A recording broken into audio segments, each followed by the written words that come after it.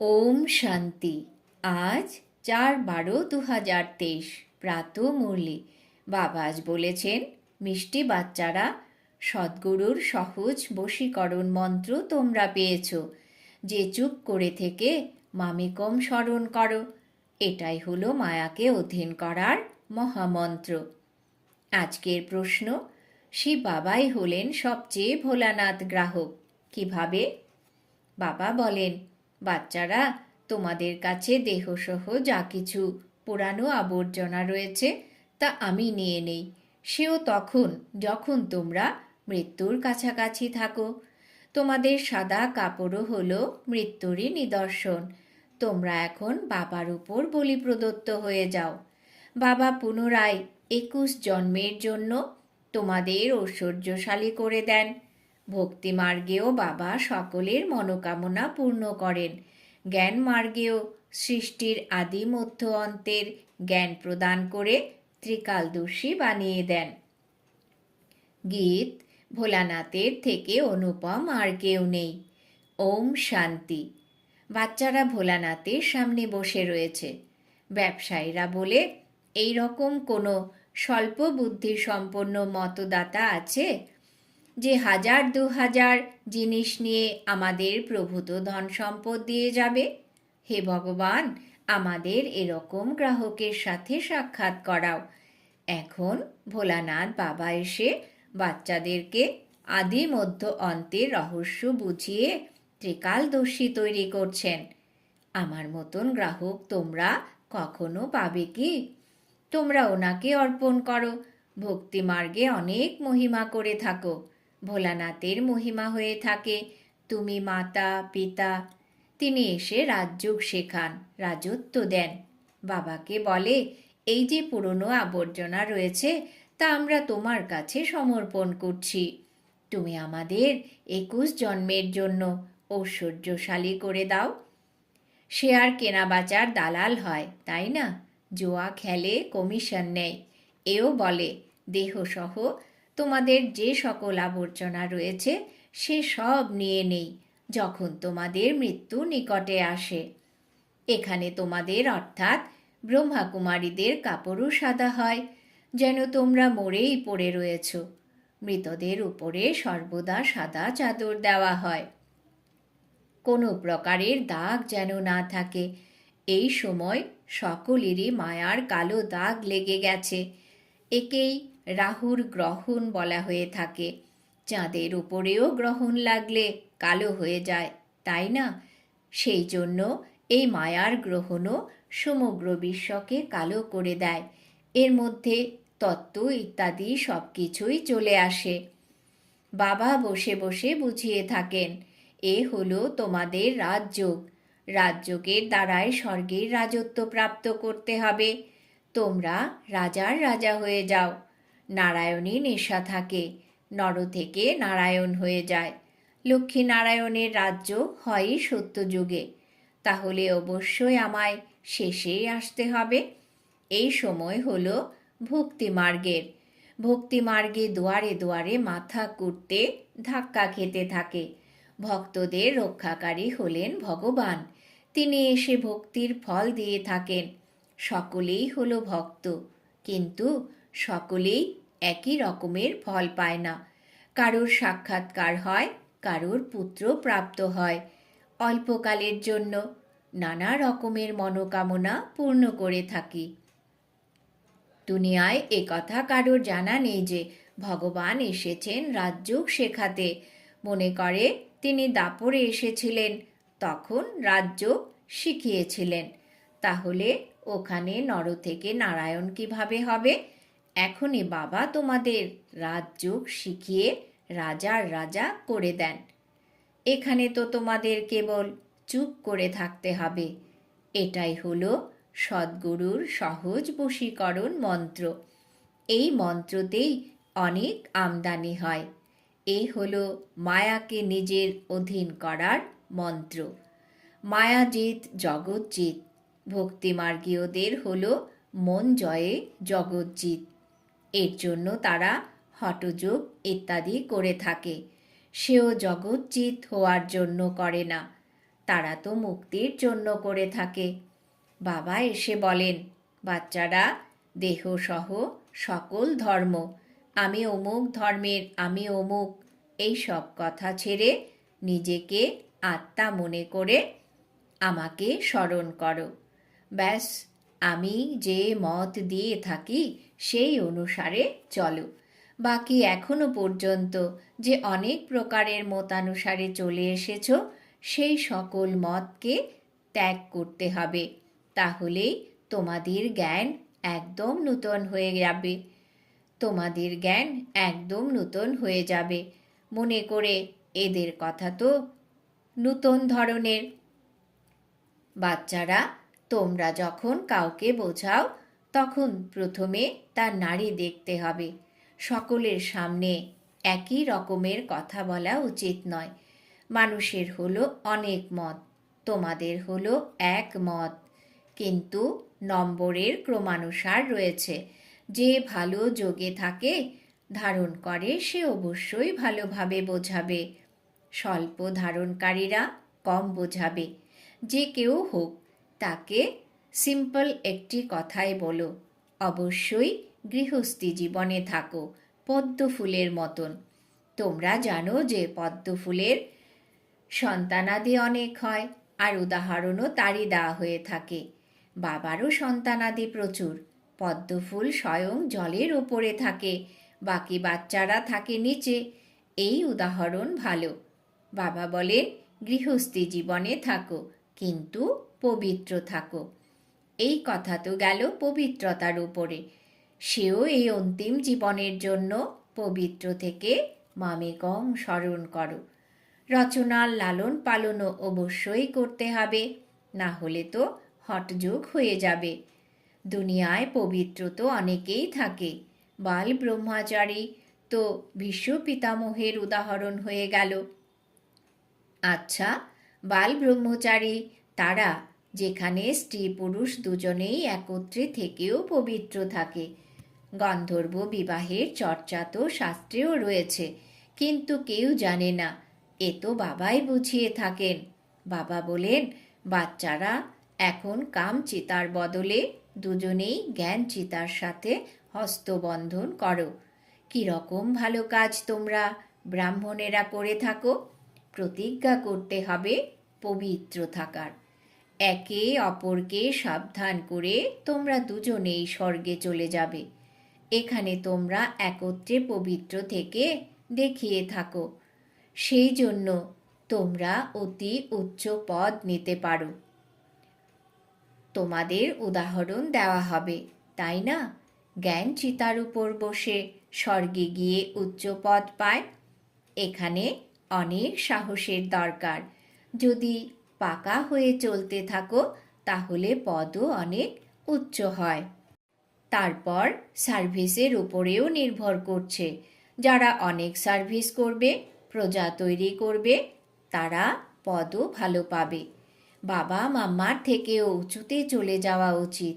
কিন্তু যেমন বাবা বলেন, ওই দুই খ্রিস্টান যদি পরস্পর মিলে যায়, তাহলে বিশ্বের মালিক হয়ে যাবে। এমন জোড়া কোনো বেরিয়ে আসুক যারা মাম্মা বাবার থেকে উঁচুতে যাবে, সেরকম নেই। জগদম্বা জগৎ পিতা হলেন প্রখ্যাত। এনাদের মতন সার্ভিস করতে পারবে না। এনারা নিমিত্ত হয়ে রয়েছেন, সেই জন্য কখনো হার্টফেল করা উচিত নয়। আচ্ছা, মামা বাবার মতো না হলেও দ্বিতীয় স্থানাধিকারী তো হতে পারো। সার্ভিসের উপরেই সব কিছু নির্ভর করছে। প্রজা আর উত্তরাধিকারী তৈরি করতে হবে। তাহলে আমাদের এই কথা হলো, নূতন নূতন দুনিয়া রচনা করার জন্য অবশ্যই বাবাকে আসতে হবে। তিনিই হলেন রচয়িতা। তারা তো বলে দেয় পরমাত্মা নাম রূপের বাইরে, কিন্তু এমন হয় না। তাদেরও কোনো দোষ নেই। ভাগ্যে থাকলে তখন বুঝবে। অনেকেই আসে যারা বোঝেও যে কথা তো অবশ্যই সঠিক। কেউ বলে আত্মার নাম রূপ নেই, তাহলে আত্মা নামটা কার? আত্মা নাম তো রয়েছে, তাই না?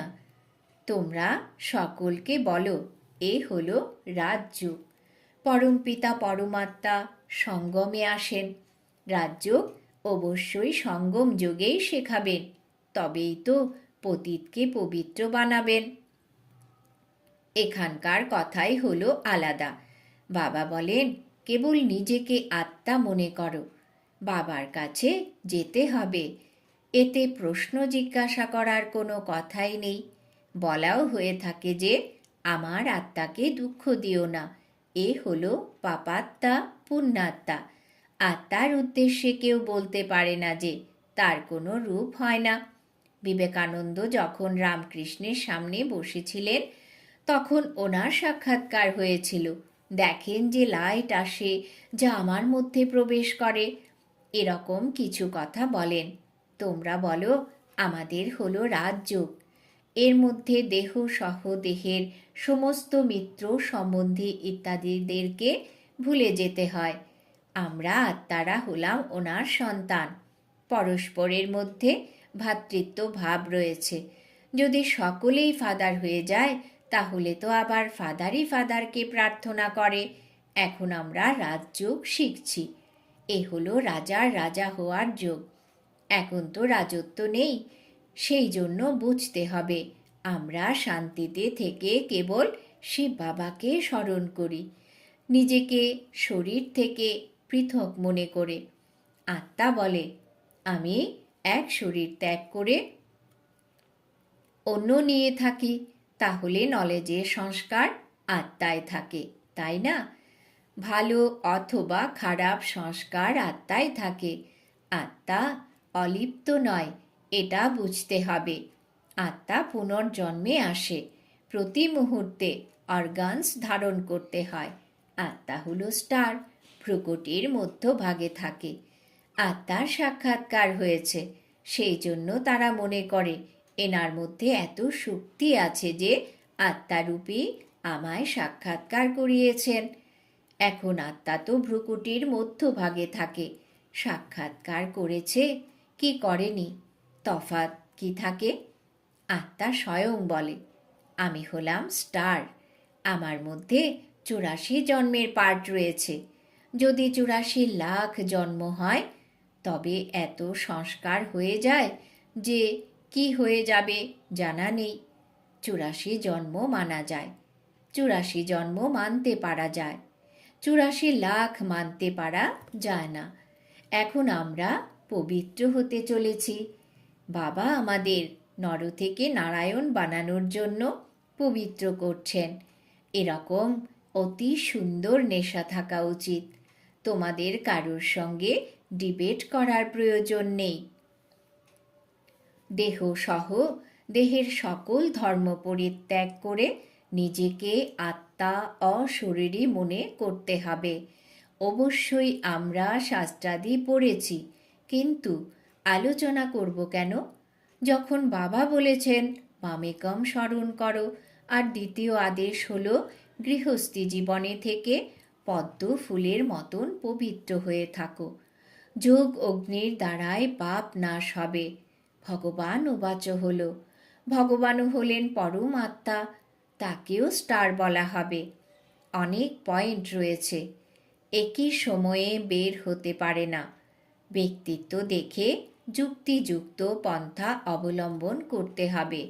বলো, আমরাও শাস্ত্র পড়ি, কিন্তু বাবার আদেশ হলো যে সব কিছু ভুলে মামেকম স্মরণ করো। তিনি হলেন নিরাকার। আত্মাকে তো সকলেই মানবে, বিবেকানন্দের অনুসারীরাও মানবে। আত্মা তো সকলের মধ্যেই রয়েছে, অবশ্যই তাদের বাবাও থাকবেন, তাই না? যাকে পরমপিতা পরমাত্মা বলা হয়ে থাকে। এসব হলো পয়েন্টস, তাই না? এগুলো স্মরণ করলে সদাই পয়েন্টস প্রাপ্ত হতে থাকবে, স্টিমার ভরপুর হতে থাকবে। এও যেন অবিনাশী জ্ঞান রত্নের সামগ্রী ভরে। পয়েন্টস নোট করে রিভাইজ করো। এ হলো রত্ন, এগুলোকে ধারণ করার আর লেখার শখ থাকা চাই। ভালোভাবে সকলকে বোঝাতে হবে। আত্মা তো সকলের মধ্যেই রয়েছে, তার নাম রূপ নেই, এভাবে তো বলতে পারবে না আত্মার রূপ আছে, তাহলে পরমাত্মার কেন নেই? ওনাকে বলাই হয়ে থাকে পরম পিতা পরমাত্মা, পরম ধামের বাসিন্দা। কত বাচ্চাদের বোঝানো হয়ে থাকে, তাহলে এখন সার্ভিস করে দেখাও। বাবা তো সার্ভিসের জন্য পুরস্কার দিয়ে থাকেন। জ্ঞান রত্নের দ্বারা কত শৃঙ্গার করান। আমরা এখানকার পদমপতি হতে চাই না, আমাদের তো চাই বিশ্বের বাদশাহী। আচ্ছা, মিষ্টি মিষ্টি হারানিধি বাচ্চাদের জন্য মাতা পিতা বাপদাদার স্মরণের স্নেহসুমন আর সুপ্রভাত। আত্মাদের পিতা তার আত্মারূপী বাচ্চাদেরকে জানাচ্ছেন নমস্কার। আমরা আত্মারূপী বাচ্চারা আমাদের মাতা পিতা বাপদাদাকে জানাই স্মরণের স্নেহসুমন, সুপ্রভাত, নমস্কার। ধারণার জন্য মুখ্য সার: যে জ্ঞান রত্ন প্রাপ্ত হয় তার উপরে বিচার সাগর মন্থন করে নিজের মধ্যে ধারণ করতে হবে। জ্ঞান রত্নের দ্বারা সদা ভরপুর থাকতে হবে। 2 নম্বর, নিজের নারায়ণী নেশায় থাকতে হবে। বাহ্যিক কথাবার্তা কারোর সাথে করা উচিত নয়। অশরীরী হওয়ার অভ্যাস করতে হবে। বরদান: দোয়া আর ওষুধের দ্বারা তন মনের অসুখ থেকে মুক্ত থাকা সদা সন্তুষ্ট আত্মা ভব। দোয়া আর ওষুধের দ্বারা তন মনের অসুখ থেকে মুক্ত থাকা সদা সন্তুষ্ট আত্মা ভব। ব্যাখ্যা: কখনো শরীরের যদি অসুখও হয়, তাহলে শরীরের অসুখে মন যেন ডিস্টার্ব না হয়। সদা খুশিতে নাচতে থাকো, তবেই শরীর ঠিক হয়ে যাবে। মনের খুশির দ্বারা শরীরকে চালনা করো, তাহলে 2টি এক্সারসাইজই হয়ে যাবে। খুশি হলো দোয়া, আর এক্সারসাইজ হলো ওষুধ। তাই দোয়া আর ওষুধ দুয়ের দ্বারা তন্মনের অসুখ থেকে মুক্ত হয়ে যাবে। খুশির জন্য কষ্ট ভুলে যাবে। সর্বদা শরীরে মনে সন্তুষ্ট থাকতে হবে। সেই জন্য অধিক দুশ্চিন্তা নয়। অধিক চিন্তায় টাইম ওয়েস্ট হয় আর খুশিও গায়েব হয়ে যায়। স্লোগান: বিস্তারের মধ্যেও সারকে দেখার অভ্যাস করো, তাহলে স্থিতি সর্বদা একরস থাকবে। বিস্তারের মধ্যেও সারকে দেখার অভ্যাস করো, তাহলে স্থিতি সর্বদা একরস থাকবে। আজকে সমান আমি সন্তুষ্ট আত্মা। এখন রয়েছে মাতেশ্বরী দেবীর মধুর মহাবাক্য। আজকের বিষয়: পরমাত্মার সদ্গতি করার গতিমতি পরমাত্মাই জানেন। তোমরা তোমার গতিমতি তুমিই জানো। এখন এই মহিমা কার সারণিক হিসেবে গাওয়া হয়?